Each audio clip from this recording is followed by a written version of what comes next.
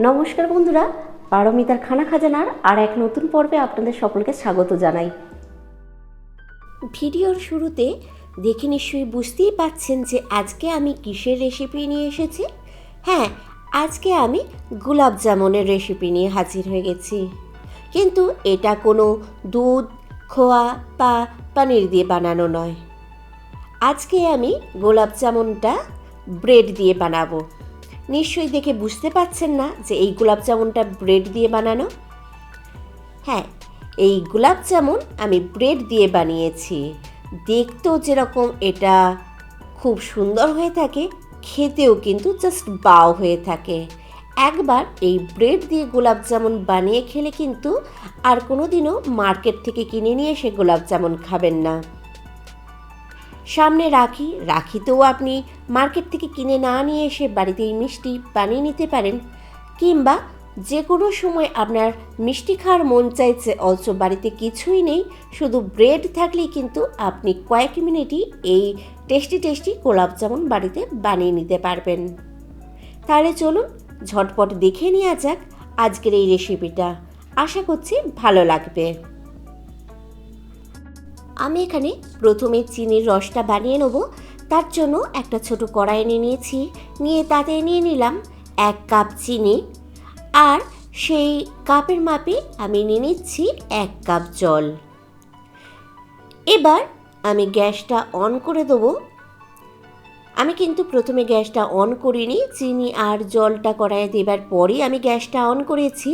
এবার কন্টিনিউ নাড়াচাড়া করে নিয়ে চিনিটা গলে যাওয়া পর্যন্ত আমি অপেক্ষা করব। তো দেখুন চিনিটা বেশ গলে গেছে। আমি এই সময় এর মধ্যে দিয়ে দিচ্ছি 3-4টে এলাচ একটু যদি ফাটিয়ে দিয়ে দেওয়া যায় রসে, তাহলে কিন্তু খুব সুন্দর একটা গন্ধ আসে। আপনারা চাইলে এই সময় এখানে কয়েকটা কেশরের দানা বা ফুড কালার ব্যবহার করতে পারেন, কিন্তু আমি এখানে সেসব কিছুই ব্যবহার করছি না, কেননা যদি আমার রস বেঁচে যায় আমি রসটা পরে কোনো কিছুতে ব্যবহার করতে পারবো না। আমি ওই জন্য এখানে কিছুই ব্যবহার করছি না, যাতে আমি রসটা ব্যবহার করতে পারি পুনরায়। এবার আমি এইভাবে কন্টিনিউ নাড়াচাড়া করে ফুটিয়ে নিয়ে রসটা একটু চটচটে করে নেব। খেয়াল রাখবেন রসটা কিন্তু একতার বানবে, এরকম চটচটেও করা চলবে না। জাস্ট হাত দিয়ে দেখবেন যে হালকা চটচটে ভাব এসেছে নাকি, তাহলে কিন্তু আমাদের রসটা রেডি।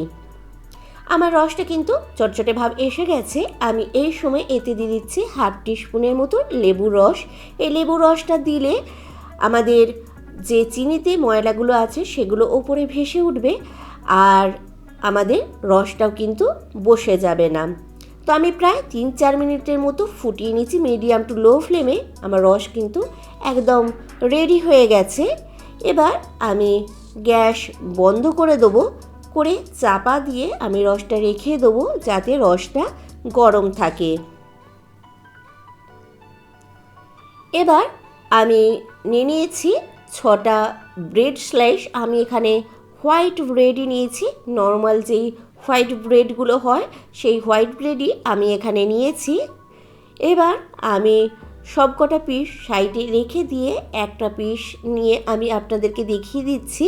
এইভাবে ছড়িয়ে দিয়ে আমি সাইডের লাল অংশগুলো কেটে বাদ দিয়ে দিচ্ছি। আমি ব্রেডের সাদা অংশটাই শুধু নেব, লাল অংশগুলো আমি নেব না। আপনারা চাইলে ছুরি দিয়ে না করে হাত দিয়েও লাল অংশগুলো এইভাবে বাদ দিয়ে দিতে পারেন। তো আমি লাল অংশগুলো বাদ দিয়ে ছুরি দিয়ে ছোট ছোট টুকরো করে কেটে নিচ্ছি ব্রেডগুলো। এইভাবে আমি সব কটা ব্রেডই লাল অংশটা সাইড থেকে কেটে বাদ দিয়ে ছোট ছোট টুকরো করে নেব।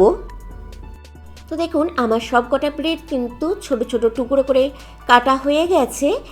আর যেই লাল অংশগুলো আমি কেটে বাদ দিয়েছিলাম এগুলো কিন্তু ফেলবো না, এগুলো দিয়ে আপনারা ব্রেড ক্রাম্বস বানিয়ে রাখতে পারেন। তাতে যখনই কোনো স্ন্যাক্স বা পকোড়া টাইপের জিনিস বানাবেন এই ব্রেড ক্রাম্বস ব্যবহার করে নিতে পারেন। আমরা তাহলে ব্রেডের কোনো অংশই ফেলছি না, সবটাই কাজে লাগিয়ে নিচ্ছি। এবার আমি একটা গ্রাইন্ডার জার নিয়েছি, নিয়ে আমি এতে ব্রেডের টুকরোগুলো দিয়ে আমি একটা ব্রেড ক্রাম্বস বানিয়ে নেব, কিংবা ব্রেডের আমি পাউডারের মতো বানিয়ে নেব। তো আমার গ্রাইন্ডার জারটা ছোট বলে আমি 2-3 বারে এগুলো পাউডার বানিয়ে নেব। তো দেখুন আমার ব্রেড ক্রাম্বস বানানো হয়ে গেছে। এবার আমি একটা প্লেট নিয়ে নিচ্ছি, নিয়ে তার মধ্যে আমি অলরেডি ব্রেড ক্রাম্বস আগে বানিয়ে ঢেলে নিয়েছিলাম, এটা সেকেন্ড টাইম আমি বানিয়ে এর মধ্যে ঢেলে নিলাম। এবার আমি পুরো ব্রেড ক্রাম্বসটা একটা প্লেটের মধ্যে নিয়ে নিয়েছি, নিয়ে আমি সামান্য দুধ নিয়ে নিয়েছি একটা বাটিতে। এই দুধ দিয়ে আমি ব্রেডের গুঁড়োটা মেখে নেব। এখানে আমি নর্মাল টেম্পারেচারের দুধ নিয়েছি, ঠান্ডা বা গরম নয়। তো আমি প্রথমে অল্প পরিমাণ দুধ দিয়ে ভালোভাবে ব্রেডটা মেখে নেব। খেয়াল রাখবেন প্রথমেই কিন্তু একবারে বেশি দুধ দেবেন না, তাহলে কিন্তু আমাদের যে ডোটা বানাবো সেটা পাতলা হয়ে যেতে পারে। তাই অল্প পরিমাণ দুধ দিয়ে কিন্তু ব্রেডের এই গুঁড়োটা মেখে নিতে হবে। আমার এখানে টোটাল 1/4 কাপের মতো দুধ লেগেছে। তো দেখুন আমার ডোটা কিন্তু বানানো হয়ে গেছে। কতটা নরম মেখেছি দেখে বুঝতেই পাচ্ছেন, এরকম নরম করে কিন্তু মেখে নিতে হবে। এবার আমি এটা 30-40 সেকেন্ডের মতো একটু হাতে করে ভালোভাবে মেখে নেব, যাতে আমাদের ডোটা খুব সফট হয় আর গোলাপ জামুনগুলো ভালো বানে। তো এইভাবে আমি মেখে নিয়েছি, নিয়ে বাটি চাপা দিয়ে 5 থেকে 10 মিনিটের জন্য চাপা দিয়ে রেখে দেবো, যাতে ব্রেডটা দুধ অ্যাবজর্ব করে নিতে পারে। তো 10 মিনিট পর আমি দেখুন বাটিটা সরিয়েছি, আমাদের ডোটা কিন্তু অনেকটাই নরম হয়ে রয়েছে। এবার আমি ডোটা আরও একবার কিছুক্ষণ হাতে করে একটু মেখে নেব, যাতে প্রচণ্ডই মোলায়েম হয়ে যায়। আপনাদের যদি দেখেন যে ব্রেডের এই ডোটা হাতে লেগে যাচ্ছে, তাহলে সামান্য পরিমাণ হাতে একটু ঘি লাগিয়ে নিয়ে ডোটা ভালোভাবে মেখে নিতে পারেন। তো দেখুন আমাদের বেশ ডোটা মোলায়েম হয়ে গেছে, ভালোভাবে মাখা হয়ে গেছে। এবার এখান থেকে আমি ছোট ছোট টুকরো করে গোলাপ জামুনের মতো গোল গোল করে বানিয়ে নেব। এই গোলাপ জামুনগুলো আপনারা আপনাদের পছন্দ মতো যে কোনো আকারে করতে পারেন, ছোট বড় আপনাদের হিসাবে করে নেবেন। এবার আমি ওই ছোট টুকরোটা একটু হাতে করে গোল করে নিয়ে এরকম গর্তর মতো করে নিচ্ছি, নিয়ে এর মধ্যে আমি দিয়ে দেবো 2-3 টুকরো ছোট ছোট কাজুর টুকরো। আপনারা চাইলে এখানে কিশমিশেরও ব্যবহার করতে পারেন। এইভাবে কাজু আর কিশমিশ একটু ভেতরে দিলে গোলাপ জামুনের স্বাদটাও অনেকটা কিন্তু বেড়ে যাবে, আর ভেতরটা কিন্তু খুব সহজেই ফাঁপা হবে। তো এইভাবে আমি মুখটা বন্ধ করে দিলাম, দিয়ে হাতে করে গোল গোল করে আমি গোলাপ জামুনের মতো পাকিয়ে নেব। তো দেখুন এরকম সফট হয়ে গেছে, গোল সুন্দর হয়ে গেছে। খেয়াল রাখবেন বাইরের থেকে যেন কোনো ফাটা না থাকে, তাহলে কিন্তু গোলাপ জামুনগুলো বানানোর সময় পুরো ফেটে যাবে আর দেখতেও কিন্তু ভালো লাগবে না। তো এইভাবে আমি সবকটা গোলাপ জামুন বানিয়ে নেব। অন্যদিকে আমি রিফাইন্ড তেল গরম করে নিয়েছি, আপনারা চাইলে এখানে ঘিয়েতেও গোলাপ জামুনগুলো ভাজতে পারেন। আমি এখানে রিফাইন্ড অয়েল ব্যবহার করেছি, আর তেলটা মিডিয়াম ফ্লেমে হালকা গরম করে নিয়েছি। খুব একটা কিন্তু বেশি গরম করা চলবে না। দেখতেই পাচ্ছেন যে গোলাপ জামুনগুলো ছাড়ার পরে যে এই বুদবুদিগুলো বেরোচ্ছে, এরকম হলেই কিন্তু চলবে। এবার আমি নাড়াচাড়া করে নিয়ে লো ফ্লেমে কিন্তু গোলাপ জামুনগুলো লাল লাল করে ভেজে নেব। খেয়াল রাখবেন গ্যাসের ফ্লেম কিন্তু লোই রাখতে হবে, হাই রাখা যাবে না, তাহলে কিন্তু গোলাপ জামুনগুলো বাইরে থেকে তাড়াতাড়ি লাল হয়ে যাবে আর ভেতর থেকে কাঁচা থেকে যাবে এবং ঢেলা টাইপের থেকে যাবে। তাই কিন্তু গোলাপ জামুনগুলো লো ফ্লেমেই নাড়াচাড়া করে এপিট ওপিট করে সব দিক থেকে পুরোপুরি লাল করে ভেজে নিতে হবে। তো দেখুন আমার কিন্তু গোলাপ জামুনগুলো সব দিক থেকে সমানভাবে লাল লাল করে ভাজা হয়ে গেছে। আমি এইভাবে খুন্তির সাহায্যে হালকা করে নাড়াচাড়া করে ভেজে নিয়েছি। এর থেকে বেশি লাল আর আমি করব না। এবার একটা ছান্তা নিয়ে আমি গোলাপ জামুনগুলো তেল থেকে ছেঁকে নিচ্ছি। এবার এই গোলাপ জামুনগুলো গরম থাকতে থাকতেই আমি আগে থেকে যে রসটা বানিয়েছিলাম তাতে ডুবিয়ে দেবো, আর অন্য গোলাপ জামুনগুলো ভাজার জন্য দিয়ে দেবো। তো দেখুন এখানে যে রসটা বানিয়েছিলাম সেটা আমার একটু ঠান্ডা হয়ে গিয়েছিলো, তাই গ্যাসে আবারও গরম করতে বসিয়ে দিয়েছিলাম আমি আগে থেকে। এর মধ্যে গোলাপ জামুনগুলো দিয়ে দিয়েছি, দিয়ে 1 মিনিট আমি এই গরম রসের মধ্যে একটু ফুটিয়ে নেব। দিয়ে আমি 3-4 ঘন্টার জন্য এই রসের মধ্যেই কিন্তু ডুবিয়ে রাখবো।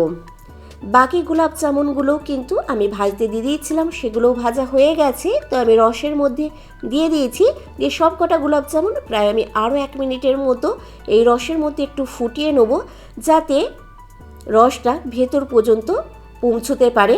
তো আমি এইভাবে 1 মিনিটের মতো ফুটিয়ে নিয়ে প্রায় 3-4 ঘন্টার জন্য আমি এই গরম রসের মধ্যে গোলাপ জামুনগুলো ডুবিয়ে রাখবো, যাতে রসটা ভালোভাবে কিন্তু ভেতর পর্যন্ত পৌঁছতে পারে। আমি 3-4 ঘন্টা পর আপনাদেরকে ফিরে এসে দেখাবো যে আমার গোলাপ জামুনগুলো কীরকম বেনেছে। তো আমি গ্যাস বন্ধ করে দিয়ে গোলাপ জামুনগুলো ঢাকা দিয়ে রেখে দিলাম। তো প্রায় 4 ঘন্টা পর আমি ফিরে এসেছি। দেখুন আমাদের গোলাপ জামুনগুলো কিন্তু সাইজেও বড় হয়ে গেছে আর ভেতর পর্যন্ত রসও পৌঁছে গেছে। দেখে কিন্তু জিভে জলও এসে যাচ্ছে। তো আপনাদের কেমন লাগলো এই রেসিপিটা আমাকে কমেন্ট করে জানাতে ভুলবেন না। আর যদি ভালো লেগে থাকে রেসিপিটি তাহলে অবশ্যই একটা লাইক আর শেয়ার করে দেবেন। আর আমার চ্যানেলে নতুন বন্ধু হয়ে থাকলে চ্যানেলটা সাবস্ক্রাইব করে রেখে পাশে থাকার বেল আইকনটা প্রেস করে রাখার অনুরোধ রইল। তাতে আমি যখনই কোনো রেসিপি বা ভিডিও আপলোড করব সবার আগে নোটিফিকেশন আপনার কাছে পৌঁছে যাবে। আর বাড়িতে কিন্তু অবশ্যই এইভাবে ব্রেড দিয়ে গোলাপ জামুন বানিয়ে আমাকে জানাবেন যে আপনাদের গোলাপ জামুন কেমন বেনেছে।